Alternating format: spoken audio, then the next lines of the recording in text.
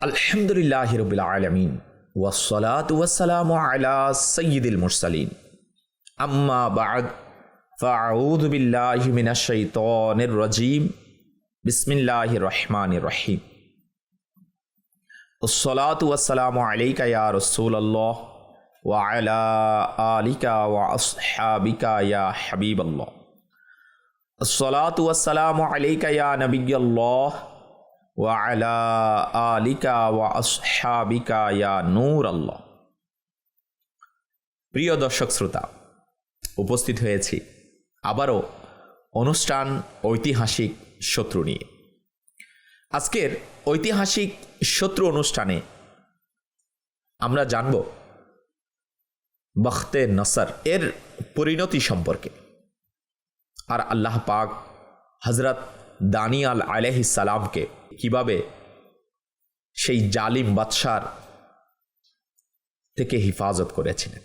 দর্শকবৃন্দ, যখন বখতে নসর বনি ইসরায়েলের উপর আক্রমণ করে তাদেরকে হত্যা ও বন্দী করছিল, তখন আল্লাহ পাকের নবী হযরত দানিয়াল আলাইহিস সালামও বন্দীদের মধ্যে ছিলেন। বখতে নসর জালিম বাদশাহ তার কাছে এসে তাকেও কারাগারে নিক্ষেপ করার আদেশ দিল। অতঃপর আমরা পূর্বের এপিসোডে শ্রবণ করেছিলাম সেই দুটি ভয়ঙ্কর সিংহ আনিয়ে একটি শুকনো কূপে ফেলে দিল এবং হযরত দানিয়াল আলাইহিস সালামকেও সেই কূপে নিক্ষেপ করে এর উপর থেকে কূপের মুখ বন্ধ করে দিল। প্রিয় দর্শক শ্রোতা, 5 দিন পর যখন সেই কূপ খুলল, তখন আল্লাহ তাআলার এই দুশমন অবাক হয়ে গেল, কারণ সে দেখল যে আল্লাহ তাআলার নবী হযরত দানিয়াল আলাইহিস সালাম পুরোপুরি নিরাপদ ও সুস্থই রয়েছে, বরং কূপের এক পাশে দাঁড়িয়ে নামাজ আদায় করছে।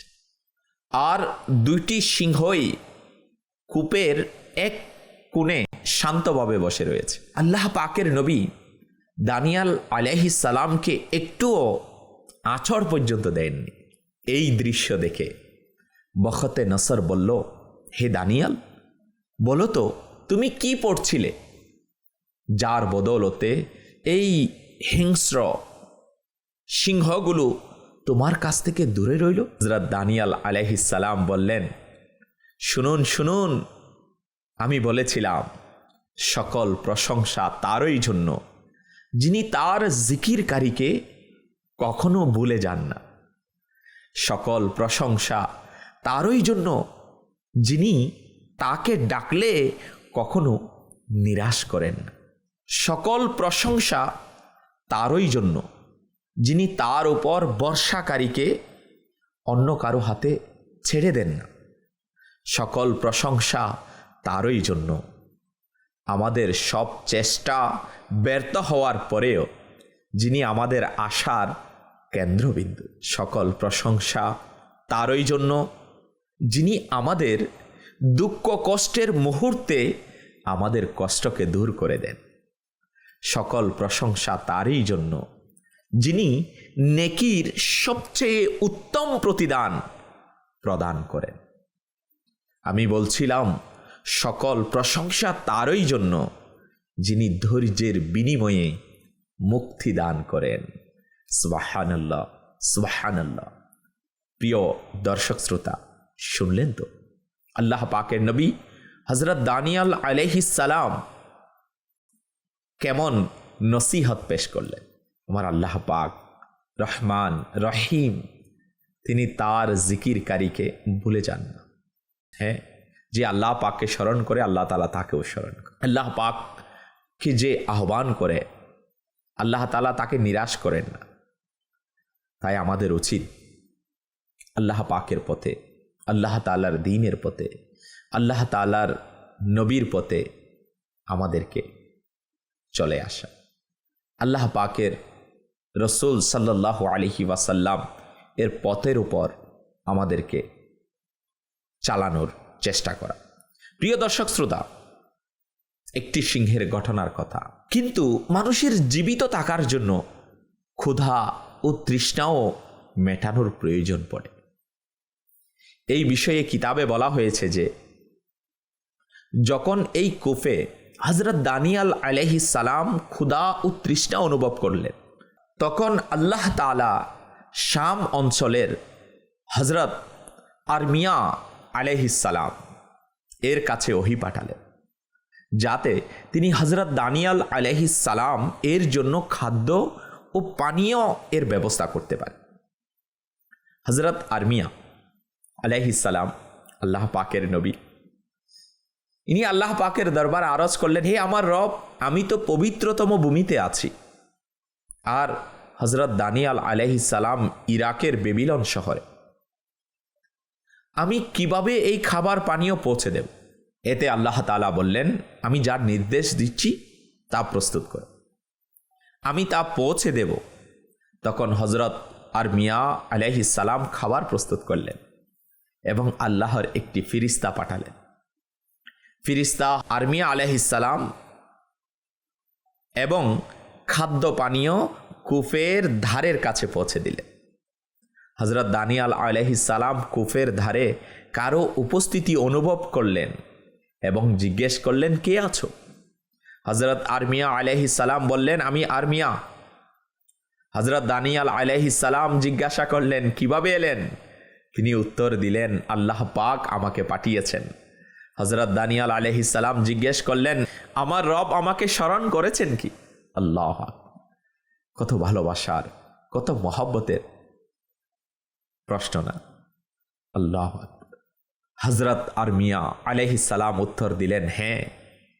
এইভাবে আল্লাহ তাআলা হযরত দানিয়াল আলাইহিস সালাম এর জন্য খাদ্য ও পানীয় পাঠালেন, যা প্রকৃতপক্ষে একটি বিস্ময়কর অলৌকিক ঘটনার মতো ছিল। দর্শক শ্রোতা, যারা আল্লাহ তাআলার জন্য ধৈর্য ধারণ করে, আল্লাহ তাআলা তাদেরকে এর প্রতিদান দান করে। হযরত দানিয়াল আলাইহিস সালাম স্বপ্নের ব্যাখ্যায় খুবই পারদর্শী ছিলেন। একবার বখতে নসর জালিম বাদশাহ একটি স্বপ্ন দেখেছিলেন, যা হযরত দানিয়াল আলাইহিস সালাম ব্যাখ্যা করেছিলেন। ঘটনা এইরকম, বখতে নসর একবার একটি অদ্ভুত ও বিভ্রান্তিকর স্বপ্ন দেখল। সকালে ওঠার পরও স্বপ্নটি মনে ছিল না, যা তাকে আরো বেশি চিন্তিত করে ফেলল। সে হযরত দানিয়াল আলাইহিস সালামের কাছে এলো এবং বলল, আপনি কি আমার স্বপ্ন এবং এর ব্যাখ্যা বলতে পারবেন? অর্থাৎ তিনি পরীক্ষা করছিলেন যে হযরত দানিয়াল আলাইহিস সালাম কি সত্যিই নবী কিনা। সে স্বপ্নটি সরাসরি বলেনি, শুধু জিজ্ঞেস করল, আপনি কি স্বপ্ন এবং তার ব্যাখ্যা বলতে পারবেন? হযরত দানিয়াল আলাইহিস সালাম বলছিলেন, হে রাজা, আপনি যে রহস্য জানতে চাইছেন তা কোনো জাদুকর ও জ্যোতিষী বলতে পারবেন, তবে আসমানের মালিক আল্লাহ এমন, যিনি লুকানো রহস্য প্রকাশ করেন। আল্লাহ বখতে নসরের স্বপ্নে যা ঘটতে চলেছে তা দেখিয়েছেন। হে রাজা, তুমি নিজের শয্যায় বসে ভবিষ্যতের কথা ভাবছিলে, এমন অবস্থায় তোমার ঘুম চলে আসে এবং লুকানো রহস্য প্রকাশকারী আল্লাহ তোমাকে দেখিয়েছেন যা ভবিষ্যতে ঘটবে। হে রাজা, স্বপ্নে তুমি একটি বিশাল মূর্তি দেখেছ। এটি অত্যন্ত বড়, উজ্জ্বল এবং ভয়ঙ্কর ছিল। এর মাথা বিশুদ্ধ স্বর্ণের, বক্ষ ও বাহু রূপার, পেট ও উরু তামার, পাঁজরগুলো লোহার এবং পা লোহার ও মাটির তৈরি। যখন তুমি মূর্তিটির দিকে তাকালে, তখন একটি পাথরের টুকরো পড়ে মূর্তির পায়ের কাছে। কেউ এটি কেটে দেয়নি। তারপর টুকরোটি মূর্তির পায়ে লেগে মূর্তিটি চূর্ণ বিচূর্ণ হয়ে পড়ে। মাটি, তামা, রূপা ও স্বর্ণ সব চূর্ণ হয়ে মাঠে ছড়িয়ে পড়ে এবং বাতাস তাদের উড়িয়ে নিয়ে যায়। তারপর সেই পাথরের টুকরোটি একটি বিশাল পাহাড়ের আকার ধারণ করে। এবং সমগ্র পৃথিবীতে বিস্তৃত হয়। হে রাজা, এই হচ্ছে তোমার স্বপ্ন। আর আমি এখন এর ব্যাখ্যা বলছি। শোনো, আসমানের সত্ত্বাধিকারী আল্লাহ আপনাকে রাজত্ব, ক্ষমতা, গৌরব ও শক্তি দান করেছে। সেই মূর্তির স্বর্ণের মাথা তোমার প্রতিনিধিত্ব করে, রূপার অংশ তোমার পরবর্তী রাজত্ব নির্দেশ করে, যা তোমার রাজ্যের মতো বড় হবে না। এরপর তামার অংশ, এটি তৃতীয় সাম্রাজ্যকে নির্দেশ করে, যা সমগ্র পৃথিবীতে রাজত্ব করবে। লোহার অংশ চতুর্থ শক্তিশালী সাম্রাজ্যকে বোঝায়, যা অন্যান্য সাম্রাজ্যকে ভেঙে দেবে।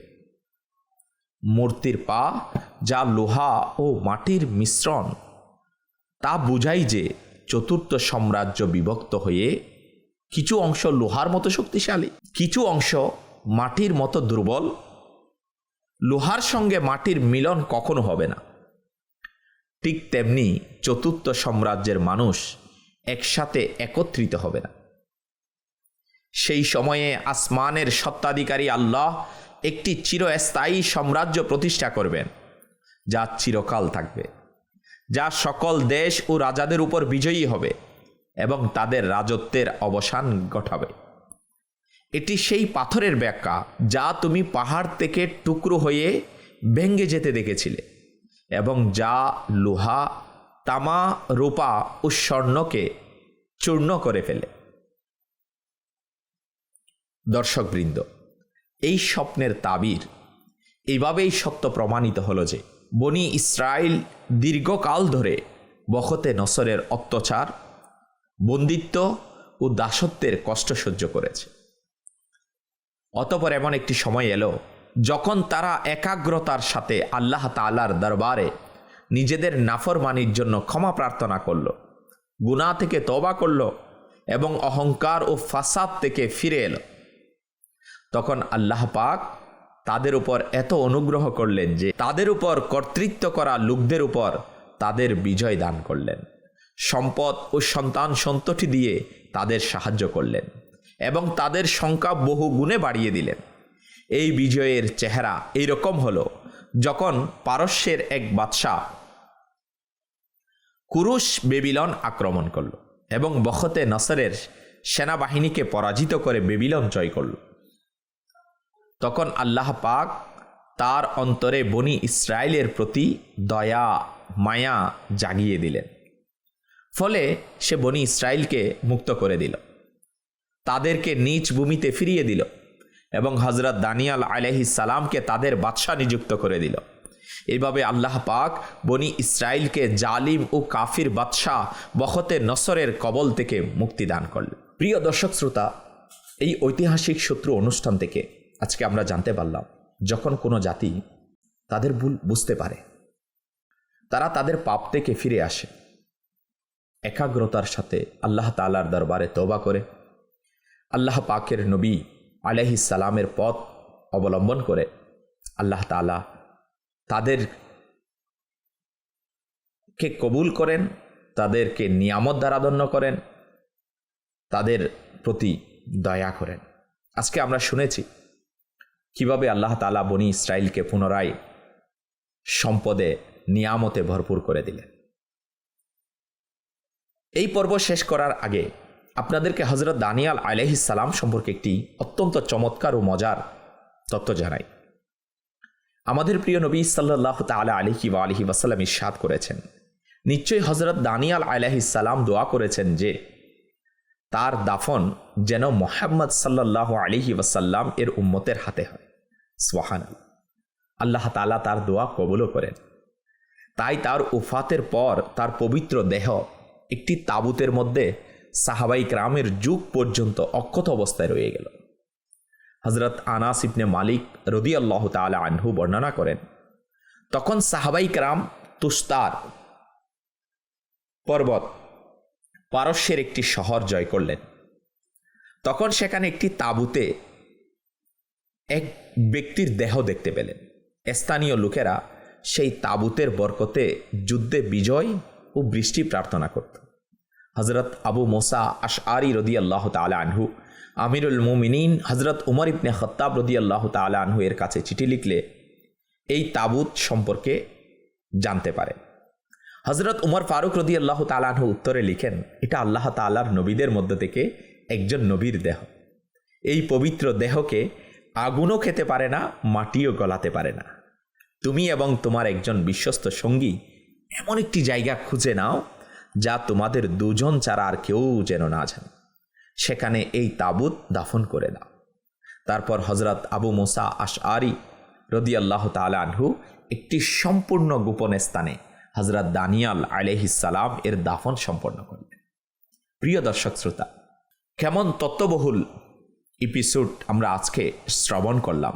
আর এখান থেকে এটাও জানা যায় নবীগণ আলাইহিমুসসালাম এর দেহ শরীর মুবারক কখনো মাটি খেতে পারে না এবং সেটা আগুনেও জ্বলবে না, কারণ এটা আল্লাহ পাকের নবী ও রসুলগণের মর্যাদা আমার রবের দরবারে অনেক ঊর্ধ্বে।